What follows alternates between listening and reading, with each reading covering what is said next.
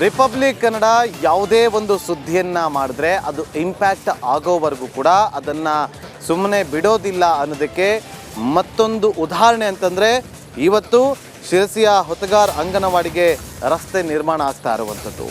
ಇದು ರಿಪಬ್ಲಿಕ್ ಕನ್ನಡ ವರದಿಯ mega impact story. ಇದು ಉದ್ಯಮಿ ಶ್ರೀನಿವಾಸ್ ಹೆಬ್ಬಾರ್ ಅವರಿಂದ ರಸ್ತೆ ನಿರ್ಮಾಣಕ್ಕೆ ಮುಂದಾಗಿರುವಂಥದ್ದು. ಸ್ವಯಂ ಪ್ರೇರಣೆಯಿಂದ ಗೌರಿ ನಾಯಕ್ ಬಾವಿಯನ್ನು ತೆಗಿತಾ ಇದ್ರು ನೋಡಿ.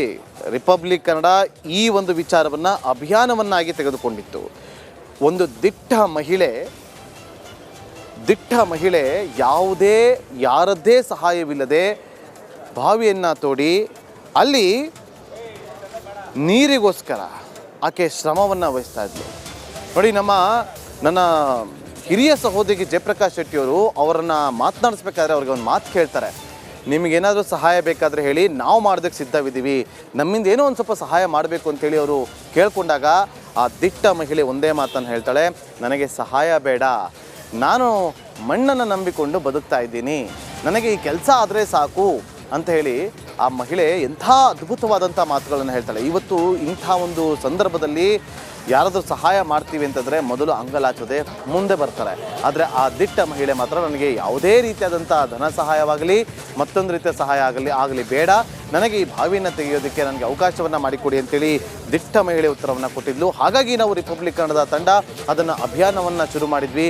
ಆ ಮಹಿಳೆಯಾಗೆ ಸಹಾಯಕ್ಕೆ ಅಂದರೆ ನೈತಿಕವಾಗಿ ಬೆಂಬಲವನ್ನು ಕೊಡುವಂಥ ಕೆಲಸವನ್ನು ನಾವು ಮುಂದಾಗಿದ್ವಿ. ಆದರೆ ಅಧಿಕಾರಿಗಳು ಅದನ್ನು ಮುಚ್ಚಾಕೋದಕ್ಕೆ ಮುಂದಾಗಿದ್ದರು. ಅಧಿಕಾರಿಗಳನ್ನು ಸುಮ್ಮನೆ ಬಿಡೋದಿಲ್ಲ ಅಂತೇಳಿ ಪ್ರಶ್ನೆಯನ್ನು ಕೂಡ ಮಾಡಿದ್ವಿ, ಅವರಿಗೆ ಎಚ್ಚರಿಕೆ ಸಂದೇಶವನ್ನು ಕೂಡ ರವಾನೆ ಮಾಡಿದ್ವಿ. ಈಗ ತಹಶೀಲ್ದಾರ್ ಸೇರಿ ಅಧಿಕಾರಿಗಳೆಲ್ಲರೂ ಕೂಡ ದೌಡಾಯಿಸಿದ್ದಾರೆ ಅನ್ನುವ ನಮ್ಮ ಕಾರವಾರ ಪ್ರತಿನಿಧಿ ಶೇಷಗಿರಿಯವರು ಈ ಸುದ್ದಿಯನ್ನು ಕೊಡ್ತಾರೆ. ಸುದ್ದಿ ಕೊಡ್ತಾ ಇದ್ದಂತೆ ನಮ್ಮ ಬೆಂಗಳೂರಿನಿಂದ ಹೆಡ್ ಆಫಿಂದ ಟೀಮ್ ಕೂಡ ಹೋಗುತ್ತೆ. ನನ್ನ ಸಹೋದರಿಗೆ ಅಂಕಿತಾ ಕೂಡ ಅಲ್ಲಿ ಹೋಗಿ ಅಲ್ಲಿಂದ ವರದಿಗಳನ್ನು ಮಾಡುವಂಥ ಕೆಲಸವನ್ನು ಮಾಡ್ತಾರೆ. ಮತ್ತೊಂದು ಕಡೆ ನಮ್ಮ ಕಾರವಾರ ಪ್ರತಿನಿಧಿ ಶೇಷಗಿರಿ ನಿರಂತರವಾಗಿ ಅಲ್ಲೇ ಇದ್ದುಕೊಂಡು ಅಲ್ಲಿಂದ ಅಪ್ಡೇಟ್ಗಳನ್ನು ಕೊಡುವಂಥ ಕೆಲಸವನ್ನು ಕೂಡ ಮಾಡ್ತಾ ಇದ್ರು. ಈಗಲೂ ಕೂಡ ಲೈವ್ನಲ್ಲಿ ಜಾಯ್ನ್ ಆಗಿದ್ದಾರೆ ಶೇಷಗಿರಿ ಅವರು. ಶೇಷಗಿರಿ, ಈಗ ಸದ್ಯಕ್ಕೆ ಅಲ್ಲಿ ಏನು ಡೆವಲಪ್ಮೆಂಟ್ ಆಗ್ತಾ ಇದೆ ಮಾಹಿತಿ ಕೊಡ್ಬೋದಾ ಶೇಷಗಿರಿ?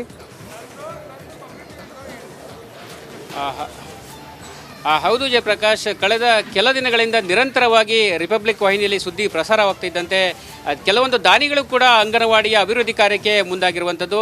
ಇವತ್ತು ಕಾರವಾರದಿಂದ ಮಹಿಳಾ ಮತ್ತು ಮಕ್ಕಳ ಅಭಿವೃದ್ಧಿ ಇಲಾಖೆಯ ಉಪನಿರ್ದೇಶಕರಂಥ ಹುಲಿಗೆಮ್ಮ ಆಗಿರ್ಬೋದು, ಶಿರ್ಸಿ ತಹಶೀಲ್ದಾರರಂಥ ಶ್ರೀಧರ ಮುಂದಲಮನಿಯವರು ಕೂಡ ಸ್ಥಳಕ್ಕೆ ಆಗಮಿಸಿ ಇವತ್ತು ಒಂದು ಬಾವಿಯ ಪರಿಶೀಲನೆ ನೋಡಿದ್ದಾರೆ ಮತ್ತು ಸುತ್ತಮುತ್ತಲಿನ ವಾತಾವರಣವನ್ನು ಕೂಡ ವೀಕ್ಷಿಸಿದ್ದಾರೆ. ಸ್ಥಳೀಯರೊಂದಿಗೆ ಮಾತುಕತೆ ಆಡ್ತಾರೆ. ಈ ಬಗ್ಗೆ ಶ್ರೀಧರ್ ಅವರೇ ನಮ್ಮ ಜೊತೆಗಿದ್ದಾರೆ, ತಹಶೀಲ್ದಾರ್ ಅವರನ್ನೇ ಮಾತಾಡ್ಸೋಣ. ಸರ್, ಈಗ ಏನು ಹೇಳ್ತೀರಿ ಸರ್, ಗೌರಿ ಅವರ ಕಾರ್ಯಕ್ಕೆ ಮೊದಲದಾಗಿ ತಾವೇನು ಹೇಳ್ತೀರಿ ಸರ್? ಮೊಟ್ಟ ಮೊದಲನೇದಾಗಿ ಎಲ್ಲರಿಗೂ ನಮಸ್ಕಾರ. ಅಧಿಕಾರಿಗಳಿಂದ ಅಥವಾ ಸರ್ಕಾರದಿಂದ ಗೌರಿ ನಾಯಕ್ ಅವರು ಏನು ಬಾವಿ ತೋಡ್ತಾ ಇದ್ದಾರೆ ಅದಕ್ಕೆ ಅಡ್ಡಿ ಆಗ್ತಿದೆ ಅಥವಾ ಅವರ ವಿರುದ್ಧವಾಗಿ ಸರ್ಕಾರ ಇದೆ ಅಥವಾ ಅಧಿಕಾರಿಗಳಿದೆ ಅನ್ನೋದೇನಿದೆ ಅದು ತುಂಬ ತಪ್ಪು ಕಲ್ಪನೆ. ಅವರು ಅನೇಕ ಸಮಾಜಮುಖಿ ಕೆಲಸಗಳಲ್ಲಿ ತೊಡಗಿಸ್ಕೊಂಡಿದ್ದಾರೆ. ಇದರ ಮುಂಚಿತವಾಗಿಯೂ ಕೂಡ ಅವರು ಇದೇ ರೀತಿ ತಮ್ಮ ಸ್ವಂತ ಜಾಗೆಯಲ್ಲಿ ಬಾವಿಯನ್ನು ತೋಡ್ಕೊಂಡಾಗ ಮಹಿಳಾ ಮತ್ತು ಮಕ್ಕಳ ಕಲ್ಯಾಣ ಇಲಾಖೆಯವರ ವತಿಯಿಂದನೇ ಅವರಿಗೆ ಸನ್ಮಾನ ಕೂಡ ಆಗಿದೆ. ಆ ದೃಷ್ಟಿಯಿಂದ ನೋಡಿದರೆ ಯಾರೂ ಕೂಡ ಅವರ ವಿರುದ್ಧವಾಗಿ ಇಲ್ಲ. ಅವರು ಕೂಡ ಈ ಥರದ ಸನ್ಮಾನ ಆಗಲಿ ಅಥವಾ ಯಾವುದೇ ಒಂದು ಪ್ರೇರಕವನ್ನು ಪಡ್ಕೊಂಡು ಕೆಲಸವನ್ನು ಮಾಡ್ತಿರೋದು ಹೊರತುಪಡಿಸಿ ಇದು ಪ್ರಚಾರಕ್ಕಾಗಲಿ ಇನ್ನೊಂದಕ್ಕಾಗಲಿ ಮಾಡುವಂಥವರಲ್ಲ. ಅವರ ಸಮಾಜಮುಖಿ ಕೆಲಸಗಳು ನಮಗೆ ಗೊತ್ತಿದೆ. ಕೆಲವೊಂದು ದುಷ್ಟಶಕ್ತಿಗಳು ಅವರ ಕಾರ್ಯಕ್ಕೆ ವಿರೋಧವನ್ನು ವ್ಯಕ್ತಪಡಿಸಿದ್ದಾರೆ. ಇದ್ರ ಬಗ್ಗೆ ಏನು ಹೇಳ್ತೀರಿ ಸರ್? ದುಷ್ಟಶಕ್ತಿಗಳು ಕೆಲವೊಂದೆಲ್ಲ ಅವರಿಗೆ ವಿರೋಧವನ್ನು ಕಿರಿಕಿರಿಯನ್ನು ಮಾಡಿದ್ದಾರೆ. ಶಾಲಾ ಶಿಕ್ಷಕಿಯರು ಕೂಡ, ಅಂಗನವಾಡಿ ಶಿಕ್ಷಕರು ಕೂಡ ಕಿರಿಕಿರಿಯನ್ನು ಮಾಡ್ತಾ ಇದ್ದಾರೆ ಸರ್. ದುಷ್ಟಶಕ್ತಿ ಅನ್ನೋದ್ರ ಬಗ್ಗೆ ಗೊತ್ತಿಲ್ಲ. ಆದರೆ ಒಂದೇ ವಿಚಾರ ಆಗಿತ್ತು, ಇದ್ರ ಬಗ್ಗೆ ನಾವು ನಿನ್ನೆನೂ ಕೂಡ ಸಹಾಯಕ ಆಯುಕ್ತರ ಸಮಕ್ಷಮದಲ್ಲಿ ಒಂದು ಸಭೆಯನ್ನು ಕೂಡ ಮಾಡಿದ್ದೀವಿ. ಮುಖ್ಯವಾಗಿ ಅಂಗನವಾಡಿ ಜಾಗೆಯಲ್ಲೇ ಈ ಒಂದು ಬಾವಿಯನ್ನು ತೆರಿತಾ ಇರೋದ್ರಿಂದ ಮಕ್ಕಳ ಒಂದು ಸಹಜವಾಗಿ ಭದ್ರತೆ ಕುರಿತಾದಂಥದ್ರ ಬಗ್ಗೆ ಗಮನ ಹರಿಸ್ತಿರ್ತೀವಿ ಅಧಿಕಾರಿಗಳಾಗಿ. ಹಾಗೆಯೇ ವಯೋವೃದ್ಧಿ ಆಗಿರ್ತಕ್ಕಂತಹ ಗೌರಿ ನಾಯಕರು ಅವರ ಒಂದು ಭದ್ರತೆ ಕೂಡ ನಮಗೆ ಇಂಪಾರ್ಟೆಂಟ್ ಆಗುತ್ತೆ. ಸೊ ಆ ದೃಷ್ಟಿಕೋನದಿಂದ ನಾವು ಮಾಹಿತಿಯನ್ನು ತಗೊಳ್ಳೋದು ಅವಶ್ಯವಾಗಿತ್ತು. ಅದ್ರ ಬಗ್ಗೆ ನಾವು ತಿಳುವಳಿಕೆ ಇತ್ತು. ಇದ್ರ ಜೊತೆಗೇ ಇಲ್ಲಿ ಕುಡಿಯೋ ನೀರಿಗೆ ಸಂಬಂಧಪಟ್ಟಂಗೆ ಏನಾದರೂ ತೊಂದರೆಗಳಿದಾವ ಅನ್ನೋದ್ರ ಬಗ್ಗೆ ತಿಳ್ಕೊಳ್ಳೋದಕ್ಕೆ ಕಂಪ್ಲೀಟ್ ಮಾಡಿ ತೊಂದರೆಗಳಿದಾವ ಅನ್ನೋದ್ರ ಬಗ್ಗೆ ಕೂಡ ಮಾಹಿತಿಯನ್ನು ಪಂಚಾಯಿತಿ ವತಿಯಿಂದ ಆಗಿರ್ಬೋದು, ಅಂಗನವಾಡಿ ಅಫಿಷಿಯಲ್ಸ್ ಕಡೆಯಿಂದ ನಾವು ತೊಗೊಂಡಿದ್ದಿತ್ತು. ಜೊತೆಗೇನೆ ನಾವು ಆ್ಯಸ್ ಎ ತಹಸೀಲ್ದಾರ್ ಅಥವಾ ತಾಲೂಕಿನ ದಂಡಾಧಿಕಾರಿಯಾಗಿ ನಮಗೆ ಸರ್ಕಾರದ ನಿರ್ದೇಶನ ಇದೆ. ಪ್ರತಿ ಮಾಹೆಯ 15 ದಿನಕ್ಕೊಮ್ಮೆ ಕುಡಿಯೋ ನೀರಿನ ಸಮಸ್ಯೆ ಸಂಬಂಧಪಟ್ಟಂಗೆ ಏನಾದರೂ ಇದ್ದರೆ ಸಮಸ್ಯೆಗಳಿದ್ದರೆ ನಾವು ಖಂಡಿತವಾಗಿಯೂ ಸಭೆಯನ್ನು ಮಾಡಬೇಕಿರ್ತಿತ್ತು. ಅದನ್ನು ನಾವು 1.5 ತಿಂಗಳಿಂದ ಮಾಡ್ತಾ ಇದ್ದೀವಿ. ಸೊ ಆ ನಿಟ್ಟಿನಲ್ಲಿ ನಮಗೆ ಈ ಒಂದು ಅಂಗನವಾಡಿಯಲ್ಲಿ ಸಮಸ್ಯೆ ಇದೆ ಅನ್ನೋದ್ರ ಬಗ್ಗೆ ಮಾಹಿತಿ ಇರಲಿಲ್ಲ. ಮಾಹಿತಿ ಕೂಡ ಯಾರೂ ಸಂಬಂಧಪಟ್ಟವರು ಕೊಡಲಿಲ್ಲ. ಆ ದೃಷ್ಟಿಯಿಂದ ನೋಡಿದಾಗ ಏಕಾಏಕಿಯಲ್ಲಿ ಬಾವಿ ತೋಡ್ತಾ ಇರೋದು ಅಂತ ಗಮನಕ್ಕೆ ಬಂದಾಗ ಈ ಒಂದು ನಮ್ಮ ಮಕ್ಕಳ ಒಂದು ಜೀವದ ಹಿತದೃಷ್ಟಿಯಿಂದ ಮತ್ತು ಆ ವಯೋವೃದ್ಧಿಯ ಒಂದು ಜೀವದ ಹಿತದೃಷ್ಟಿಯಿಂದ ನಾವು ಕೆಲಸ ಮಾಡಬೇಕಾಗಿತ್ತು. ಅದಕ್ಕೊಂದು ಮಾಡಿದ್ವಿ ಸರ್. ಅಂಗನವಾಡಿ ಪ್ರಾರಂಭವಾದಾಗಿನಿಂದ ಹಿಡಿದು ಈವರೆಗೂ ಕೂಡ ಅಂಗನವಾಡಿ ಕಾರ್ಯಕರ್ತೆಯರು ನೀರನ್ನು ಹೊತ್ಕೊಂಡು ತಂದಿದ್ದಾರೆ. ನೀವು ಕೂಡ ನೋಡಿದ್ರೆ ಇಲ್ವೋ ಗೊತ್ತಿಲ್ಲ, ನಮ್ಮ ಕ್ಯಾಮರಾದಲ್ಲಿ ಕೂಡ ವಿಜುವಲ್ ಸೆರೆಯಾಗಿದೆ. ವಿಜುವಲ್ ನಾವು ಕ್ಯಾಚ್ ಮಾಡಿದ್ದೀವಿ ಸರ್. ಬೇರೆ ಕಡೆಯಿಂದ ನೀರು ತಗೊಬಂದಿದ್ದಾರೆ. ಇವತ್ತಿನವರೆಗೂ ಕೂಡ ಬೇರೆ ಕಡೆಯಿಂದ ಕೊಡದಿಂದ ನೀರು ತಗೊಬಂದಿದ್ದಾರೆ. ಇಷ್ಟು ದಿವಸ ಹಾಗಾದರೆ ಅವರು ಇಲ್ಲಿನ ನೀರಿನ ಸಮಸ್ಯೆ ಬಗ್ಗೆ ಗೊತ್ತಾಗಿರಲಿಲ್ವಾ ಹೇಗೆ ಸರ್? ಇಲ್ಲಿ ತಾವು ಆಲ್ರೆಡಿ ನೋಡಿದ್ದೀರಿ, ಜೆ ಯೋಜನೆ ಅಡಿ ನೀರಿನ ಸವಲತ್ತನ್ನು ಕೊಟ್ಟಿದ್ದಾರೆ. ಜೆ ಜೆ ಎಮ್ ಇದರ ಜಲ್ ಜೀವನ್ ಮಿಷನ್ ಅದರಡಿ ಕೊಟ್ಟಿದ್ದಾರೆ ಹುತ್ತಗಾರ ಪಂಚಾಯತ್ ವತಿಯಿಂದ. ಆದಾಗ್ಯೂ ಕೂಡ ಮಕ್ಕಳ ಕುಡಿಯೋ ನೀರಿಗೆ ಸಂಬಂಧಪಟ್ಟಂಗೆ ಏನಾದರೂ ಸಮಸ್ಯೆಗಳಾಗಿತ್ತಂದರೆ ಸಂಬಂಧಪಟ್ಟಂಥ ಸಿಬ್ಬಂದಿ ಇದ್ದವರು ಅವರ ಮೇಲಾಧಿಕಾರಿಗಳ ಗಮನಕ್ಕೆ ತರಬೇಕಿತ್ತು. ಆಲ್ರೆಡಿ RO ಪ್ಲ್ಯಾಂಟ್ಸ್ ಕುಡಿಯೋ ನೀರಿಗೆ ಸಂಬಂಧಪಟ್ಟಂಗೆ ಎಲ್ಲೆಲ್ಲಿ ಅವಶ್ಯ ಇದೆ ಅಲ್ಲೆಲ್ಲಿ ಎಲ್ಲ ಹಾಕ್ತಾ ಇದ್ದಾರೆ. ಅದು ಸರ್ಕಾರದ ವತಿಯಿಂದ ಆಗಿರ್ಬೋದು ಅಥವಾ ದಾನಿಗಳ ಮುಖಾಂತರನೂ ನಾವು ಸಹಾಯ ಕೋರಿ ಅಥವಾ ಸ್ಥಳೀಯ ಪಂಚಾಯತ್ ವತಿಯಿಂದ ನಾವು ಅದೆಲ್ಲ ಕೆಲಸ ಮಾಡ್ತಿದ್ದೀವಿ. ಆದರೆ ಈ ಅಂಗನವಾಡಿಗೆ ಸಂಬಂಧಪಟ್ಟಂತಾಗೆ ತಾವೇನು ಹೇಳ್ತಿದ್ದೀರಿ ಈಗ ಕುಡಿಯೋ ನೀರಿಗೆ ಸಮಸ್ಯೆ ಆಗಿತ್ತು ಅನ್ನೋದ್ರ ಬಗ್ಗೆ ಅದು ನಮ್ಮ ಗಮನಕ್ಕೆ ಬಂದಿರಲಿಲ್ಲ. ಖಂಡಿತವಾಗಿಯೂ ಈಗ ಅದನ್ನು ಪರಿಶೀಲನೆ ಮಾಡ್ತೀವಿ. ಗೌರಿ ನಾಯ್ಕ ಅವರು ಕೂಡ ಈಗಾಗಲೇ ತಮ್ಮ ಮಹಾನ್ ಕಾರ್ಯದ ಮೂಲಕ ಇಡೀ ರಾಜ್ಯಕ್ಕೆ ಕೂಡ ಸಂದೇಶ ನೀಡಿದ್ದಾರೆ, ಅಧಿಕಾರಿ ವರ್ಗಕ್ಕೆ ಕೂಡ ಸಂದೇಶ ನೀಡಿದ್ದಾರೆ, ಸರ್ಕಾರಕ್ಕೆ ಕೂಡ ಸಂದೇಶ ನೀಡಿದ್ದಾರೆ. ಮುಂದಿನ ದಿನಗಳಲ್ಲಿ ಶಿರಸಿ ಸುತ್ತಮುತ್ತಲಿರುವ ಅಂಗನವಾಡಿಗಳ ಒಂದು ನೀರಿನ ಸಮಸ್ಯೆ ಆಗಿರ್ಬೋದು, ಬೇರೆ ಬೇರೆ ಸಮಸ್ಯೆಗಳೇನೇನಿದೆ ಅವುಗಳ ಪರಿಶೀಲನೆ ಯಾವ ರೀತಿ ಆಗುತ್ತೆ, ಮತ್ತು ಮುಂದೆ ಅಂಗನವಾಡಿ ಮಕ್ಕಳ ಸುರಕ್ಷತೆ ಬಗ್ಗೆ ಏನು ಹೇಳ್ತೀರಿ ಸರ್? ಕೇವಲ ಇದೊಂದೇ ಅಂಗನವಾಡಿ ಅಲ್ಲ, ಮುಂದೆ ಏನು ಮಾಡ್ತೀರಿ ತಾವು? ಇದ್ರ ಕುರಿತಾಗಿ ನಾನು ಆಲ್ರೆಡಿ ಹೇಳಿದೆ. ಪ್ರತಿ 15 ದಿನಕ್ಕೊಮ್ಮೆ ನಾನು ಈ ಒಂದು ತಾಲೂಕು ಈಗ ಆಲ್ರೆಡಿ ಬರ ಘೋಷಿತ ತಾಲೂಕಾಗಿದೆ, ಅತಿಯಾದ ಬರ ಅಂಥೇಳಿ ಘೋಷಣೆ ಆದಂಥ ತಾಲೂಕು. ಆ ನಿಟ್ಟಿನಲ್ಲಿ ಸರ್ಕಾರದ ನಿರ್ದೇಶನದ ಅನ್ವಯ ಪ್ರತಿ 15 ದಿನಕ್ಕೊಮ್ಮೆ ನಾವು ಮೀಟಿಂಗನ್ನು ಮಾಡ್ತಾ ಇದ್ದೇವೆ. ಅದಕ್ಕೆ ಸಂಬಂಧಪಟ್ಟಂಗೆ ಮುಖ್ಯವಾಗಿ ನಾವು ನೋಡ್ತಾ ಇರೋದು ಶಾಲೆಗಳು, ಅಂಗನವಾಡಿಗಳಲ್ಲಿ ನೀರಿನ ಕೊರತೆ ಆಗಬಾರ್ದು, ಕುಡಿಯೋ ನೀರಿನ ಕೊರತೆ.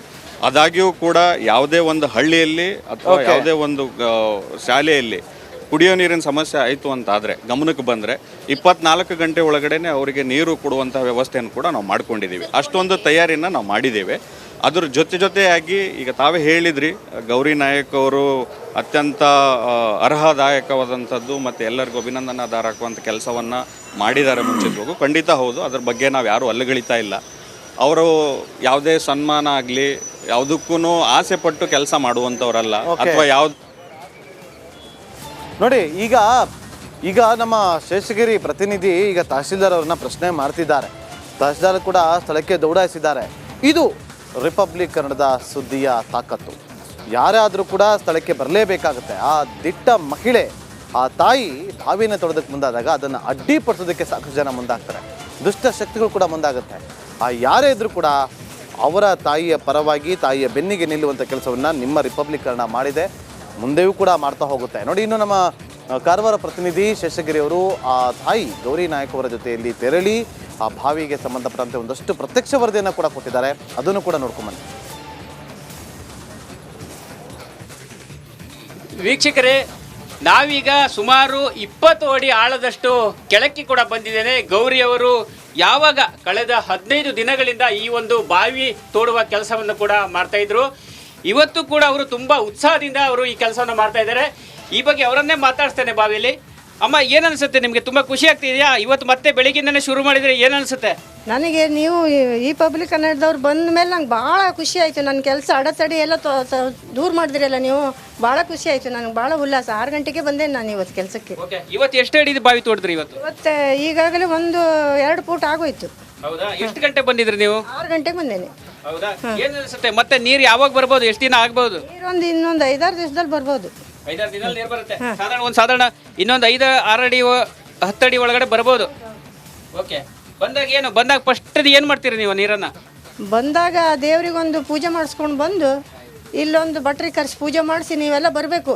ಒಂದು ಊಟ ಇಟ್ಕೊಳ್ತೇವೆ ಗಂಗೆ ಪೂಜೆ ಮಾಡಿ, ನೀವೆಲ್ಲ ಮಾಧ್ಯಮದವ್ರು ಬರಬೇಕು. ತುಂಬಾ ಖುಷಿ ಆಗ್ತಿದೆ ನಿಮ್ಗೆ? ಖುಷಿ ಆಗ್ತಾ ಇದೆ. ಓಕೆ, ಜನ ಎಲ್ಲ ಏನ್ ಹೇಳ್ತಾ ಇದ್ದಾರೆ ಈಗ ನಿಮ್ಮ ಬಗ್ಗೆ? ಜನ, ನಾನು ಅವ್ರನ್ನೆಲ್ಲ ಮಾತಾಡ್ಸೋಕೆ ಹೋಗಲಿಲ್ಲ, ನನ್ನ ಕೆಲಸನ ಮಾಡ್ತಾ ಇದ್ದೇನೆ. ಓಕೆ, ಯಾರಾದ್ರೂ ಕಾಲ್ ಮಾಡಿದ್ರಾ, ಹೇಳಿದ್ರ ನಿಮ್ಮ ಕೆಲಸದ ಬಗ್ಗೆ ಏನೋ ಕಾಲ್ ಮಾಡಿದ್ರ ಯಾರಾದ್ರು? ಈಗ ಯಾರು ಮಾಡಲಿಲ್ಲ, ನಾ ಈ ಕಡೆ ಬಂದಲ್ಲ 6 ಗಂಟೆಗೆ, ಯಾರು ಮಾಡಿದ್ರು ನಾ ಅಲ್ಲಿಲ್ಲಲ್ಲ. ಓಕೆ, ತುಂಬಾ ಖುಷಿ ಆಗ್ತಾ ಇದೆ. ತುಂಬ ಖುಷಿ ಆಗ್ತಾ ಇದೆ. ಓಕೆ ವೀಕ್ಷಕರೇ, ಇದು ಗೌರಿ ನಾಯ್ಕರು ಹೇಳುವಂಥ ಮಾತು. ಒಟ್ಟಿನಲ್ಲಿ ಬಾವಿಯಲ್ಲಿ ಯಾವಾಗ ನೀರು ಬರುತ್ತೋ ಅವತ್ತು ನಾನು ಇಲ್ಲಿ ಗಂಗೆ ಪೂಜೆಯನ್ನು ಮಾಡ್ತೇನೆ ಮತ್ತು ಈ ನೀರನ್ನು ಮುಂದೆ ಬರುವ ಮಾರಿಕಾಂಬಾ ಜಾತ್ರೆಯಲ್ಲಿ ಭಕ್ತರಿಗೆ ವಿತರಣೆ ಮಾಡ್ತೇನೆ ಎಂಬ ಮಾತುಗಳನ್ನು ಹೇಳಿದ್ದಾರೆ. ಅದಲ್ಲದೆ ಕೂಡ ಇವತ್ತು ತುಂಬ ಉತ್ಸಾಹದಿಂದ ಅಡೆತಡೆಗಳೆಲ್ಲ ನಿವಾರಣೆಯಾಗಿದೆ ಮತ್ತು ಮುಂದೆ ನನ್ನ ಕೆಲಸ ಮಾಡಲಿಕ್ಕೆ ತಮಗೆ ಖುಷಿ ಆಗ್ತಿದೆ ನನಗಂತ ಮಾತುಗಳನ್ನು ಹೇಳಿರುವಂಥದ್ದು. ಕ್ಯಾಮ್ರಾ ಪರ್ಸನ್ ಶಿವಶಂಕರ್ ಜೊತೆ ನಾನು ಶೇಷಗಿರಿ ಮುಂಡಳ್ಳಿ, ರಿಪಬ್ಲಿಕ್ ಕನ್ನಡ, ಕಾರವಾರ.